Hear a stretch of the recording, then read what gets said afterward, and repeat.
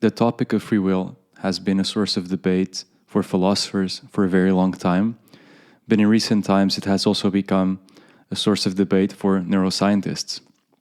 And so with this video, my attempt is to try and explain my views on free will and on whether this topic even matters at all. And so first, it is important to define what free will is. And so one idea of free will, a libertarian view of free will, is that we have the freedom to choose whatever we want.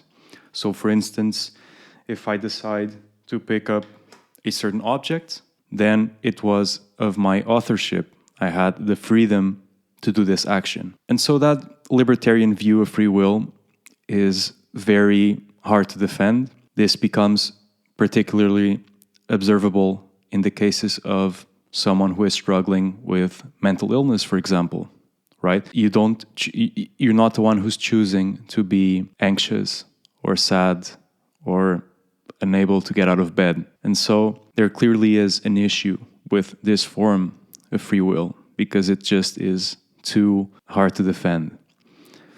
Then we have the determinists, which argue that free will doesn't exist because everything is a product of prior causes. And so my action of picking up this pen has a consequence, is a product of many actions or elements that have come before. And so this is essentially the idea that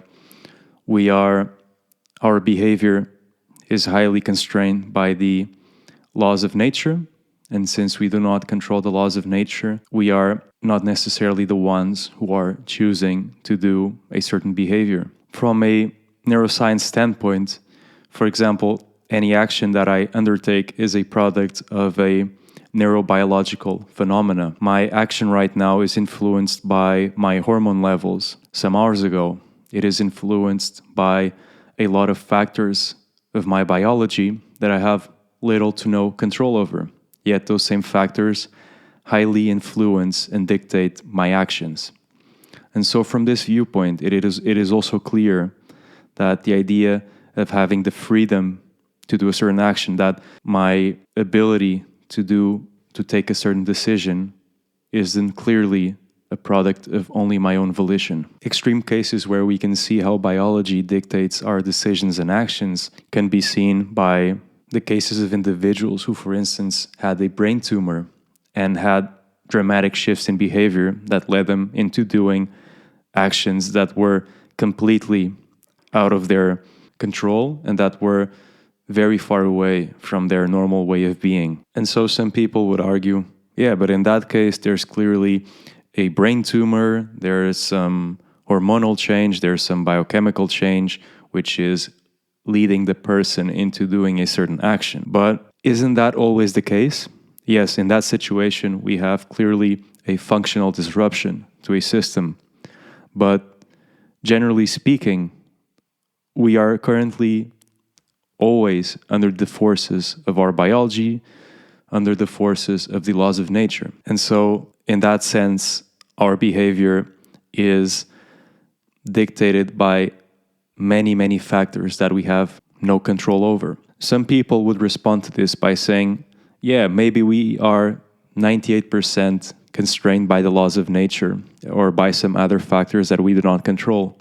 But what about the 2%? Maybe we have 2% of free will. And so my response to that is that how can we even quantify that 2%? And what does that 2% even mean? So how does that 2% is able to fight against all of these other factors that we have little to no control over? Where is that 2% coming from? In this situation, some people argue for the existence of a soul, that it is our soul that is holding that 2% and that it is sort of guiding us over these metaphysical constraints. Of course, that could be the case, but to a great extent, that is an infalsifiable theory. And so it is problematic to even have a discussion over that. Some people would also argue right now that most of our models of the universe, and actually the working models of the mind, right? The Bayesian brain is a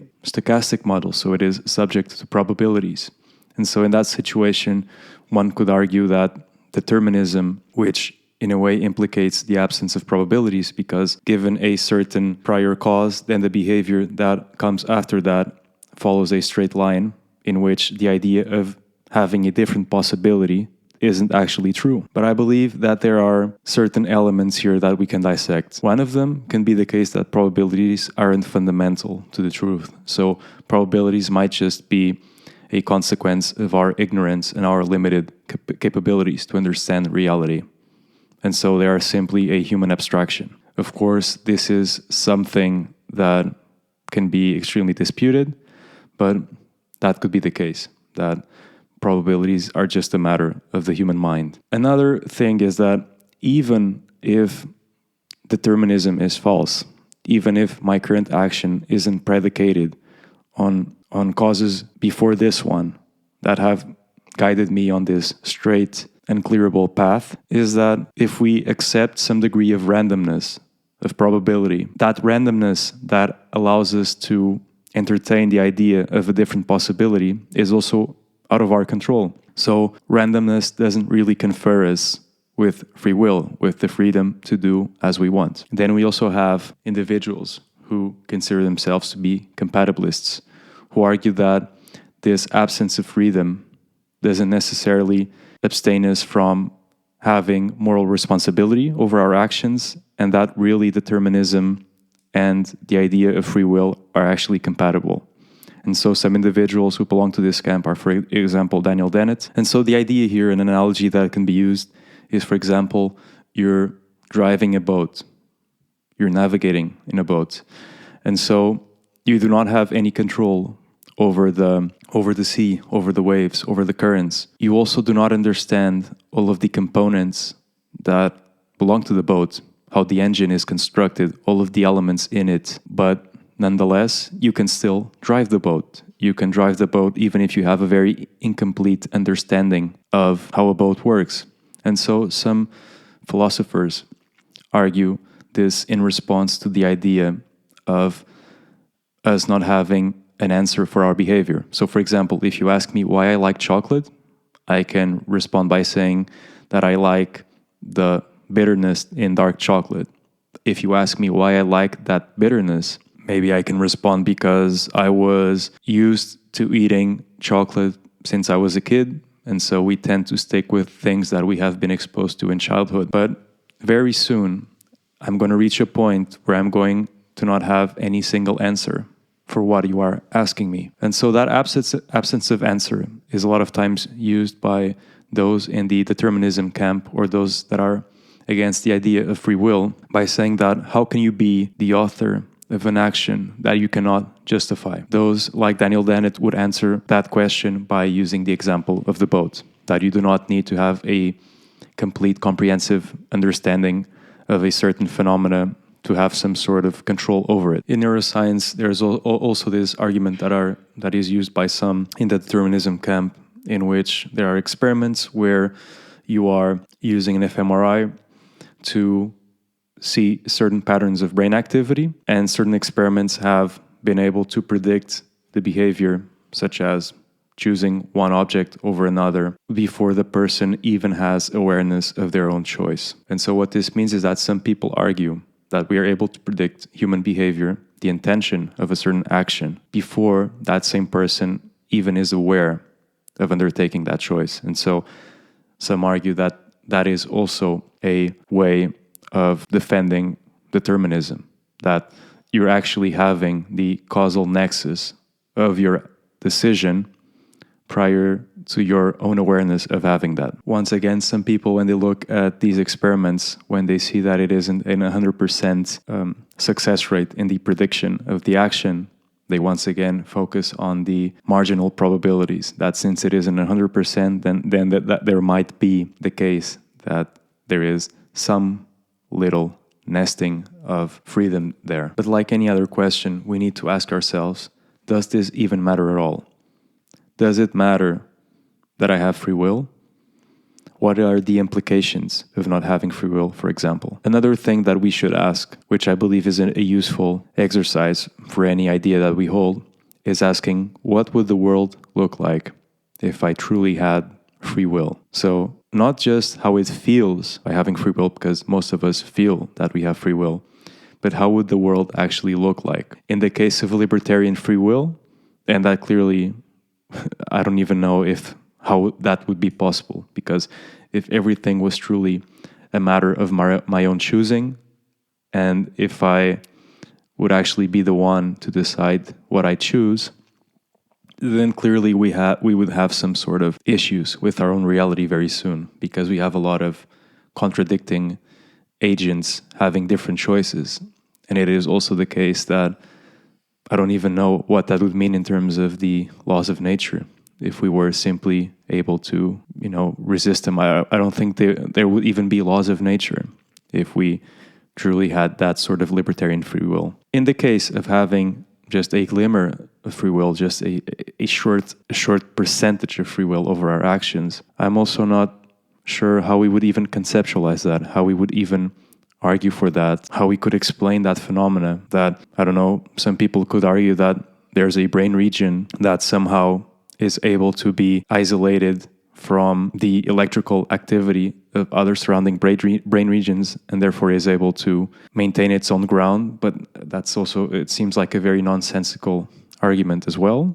You could also argue that that consciousness related to our ability to make decisions isn't just located in the brain, that it supersedes the brain, and therefore it isn't just subjugated to all of these forces. I believe that also something that a lot of people don't take into consideration is that they very soon admit that a lot of our behavior is a product of an unconscious mind, but they forget that since a lot of our behavior, or basically all of our behavior, is a consequence of this unconscious processing, they forget that somehow that goes against their idea of free will. It is also the case, and I will get into further detail further on regarding this, is that we tend to identify with our conscious part. So we tend to believe that we are this sensation behind our eyes, in the middle of our head, and that we are just our conscious aspect. Under that assumption that we are just this consciousness, that we are just this very small part of our experience, then the idea that that very small part is responsible for undertaking decisions and actions is very hard to defend. And so that view that we are simply that tiny aspect of experience, and that we are the center of our experience, that we are on a seat overseeing and controlling all of this, doesn't make much sense, and it is very hard to defend. If we look at ourselves, if we define ourselves in a larger, broader way, such as understanding that we are also our subconscious, that we are also not separated from nature itself, then the idea that free will doesn't exist stops making much sense at all, even to ask. Because in a way, it's sort of like Alan Watts said, that you can view yourself, your position in the world, in two ways. To some extent, you can just see yourself as a puppet being completely controlled by a master, in the sense that nature constrains a lot of our behavior, or you can sort of see yourself as God, in the sense that you are not separate from nature, and therefore, since you are nature, you are to some extent in control of whatever is. And he argues that both cases are true, but this is something that is also hard to conceptualize. But in this regard, something that should be accounted for is that the question of us not having free will depends on the assertion that there is a part of us that is completely separate from the other part, which is somehow connected to the decisions we're making. And so this is where the idea of investigating what the self is might come in handy. As you might know from various Eastern contemplative traditions, the idea that the self is an illusion, and by this I do not mean that by saying that it is an illusion, that it doesn't exist. It's just that the self isn't really what we perceive it to be. And so, like I said before, we tend to identify with the conscious aspect of our experience because that is the only one in which we have some access to.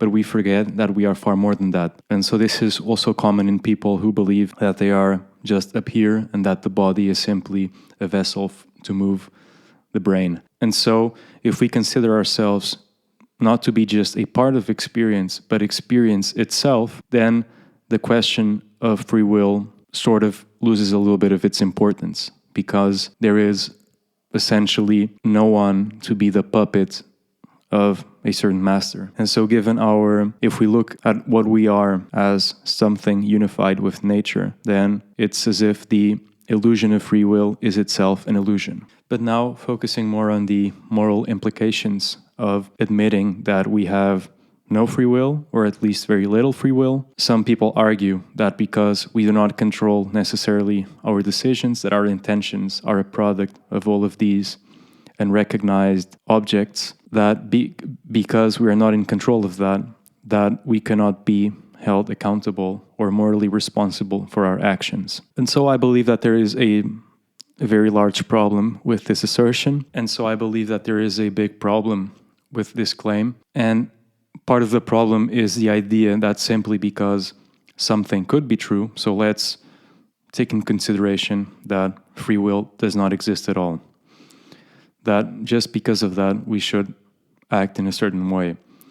And I believe this to be sort of similar to the idea that, for instance, some physicists argue that time does not exist, or that time is an illusion, or that time is really not what we perceive it to be. But nevertheless, even if that is true, we still need to abide to some notion of time. Because if we don't, then we cannot run a society. We cannot do anything at all. Just exactly if we assert that we have absolutely no free will, we still need to hold people accountable for their actions. Because this is the only way for a society to run. Because some people might be a danger to society, and therefore we need to do something about that. Now, one thing that this does change is that it sort of paves the way for compassion. Because if you realize that a product of our actions, a product of what we are, is dependent on so many factors that we have little to no control, then if you see someone who is struggling in their lives, you will become more compassionate, because you understand that there's a lot of things that we basically did not choose. So, for instance, the idea of being self-made, I believe it to be a very toxic idea, because it disregards all of these factors that we have little to no control. So, for example, my current situation is based on the genetics that I inherited, the brain that I have, the social relationships that I have, a lot of people that I met that really I didn't have any control over it. I just ended up meeting someone. And the part of the world in which I was born and raised, the family that I inherited, all of that I had little to no control. So even the idea of merit, even the idea of self-authorship can be questioned to some extent. But even if it's the case that I have zero control over my situation, we should still, of course, hold the idea of merit alive. Because in order for us to have a functioning society, we need to preserve certain ideas, even if they are not absolutely correct, or even if they are completely false, we should still hold them to be true. It's sort of like the idea of a metaphorical truth, that we should act in a certain way. So, for example, if someone gives you a loaded weapon, and even if you know that the trigger is off, you should still check it, because all in all, it is better to have that sort of safety on. With all of these abstract ideas, it is also very important to understand that just because something may not be technically true, it doesn't mean that that same thing should be thrown to garbage. Some people might argue that, well, it isn't fair to hold someone accountable for actions that they do not have control over. And yeah, sure, to some extent, it really isn't fair, but life isn't fair at all. And so what we should do is that we should be focusing more, instead of the aspect of punishment, we should be focusing more on rehabilitation. We should be focusing more on having this idea that a lot of the things that happen to us are, to a large extent, out of our control. One thing that I would also like to mention is that a lot of people, when they hear about the idea that we don't have free will, they automatically equate that with fatalism. So since I don't have free will, then I shouldn't really do anything. I shouldn't get up and go to work because none of this is part of my decision. And so once again, it is important to understand that fatalism and the absence of free will really aren't related, and that if you perceive this to be a threatening idea, it is partially because you are defining yourself as being just a very isolated aspect of your experience. And so what we need to remind ourselves is that we are not just one part of the brain. We are the whole brain. We are not separate from, any of these factors that are happening to us. So in that sense, you could see the problem of free will, the illusion of free will, as being an illusion itself. So let me know what you thought about this video, and if you disagree with anything I just said, and just let me know if you enjoyed the video overall. Thank you.